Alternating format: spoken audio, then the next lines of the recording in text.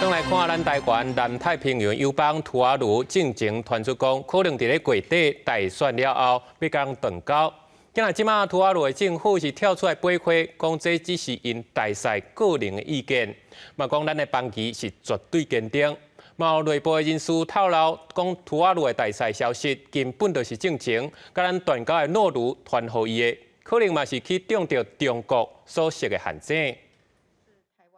之前澳洲媒体报道，咱国南太平洋的友邦图瓦卢驻台大使潘文柳讲，图瓦卢伫2月大选了后，恐惊会甲台湾断交。这个消息一日出来，引起各界的忧虑。外交部第一时间甲图瓦卢查证，图瓦卢驳回讲这是大使个人的评论，并不是图瓦卢政府的立场，而且强调甲台湾的邦谊是真坚定的。土国政府再一次强调，会坚定跟我们的邦谊。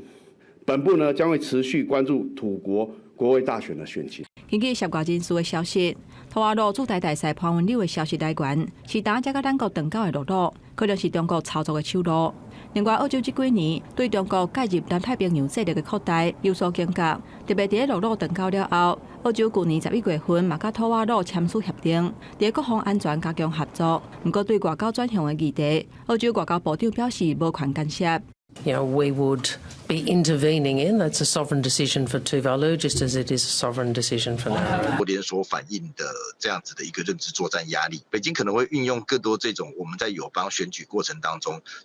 在他们的内政上面的干预或者是在选举前后这个施压或者是利诱的方式真的来达到这个断交的目的。 学者指出，目前中国针对咱国南太平洋友邦采取金钱的攻势，政治意图真明显。另外一个友邦马小妮2日嘛举行新任总统的就职仪式，外交部处长陈良讲，以总统特使的身份带团出席。马国的总统海尼表示，会持续坚定支持台马的邦谊，嘛对陆路断交的代志表达遗憾，强调马国永远甲台湾徛做伙。记者综合报道。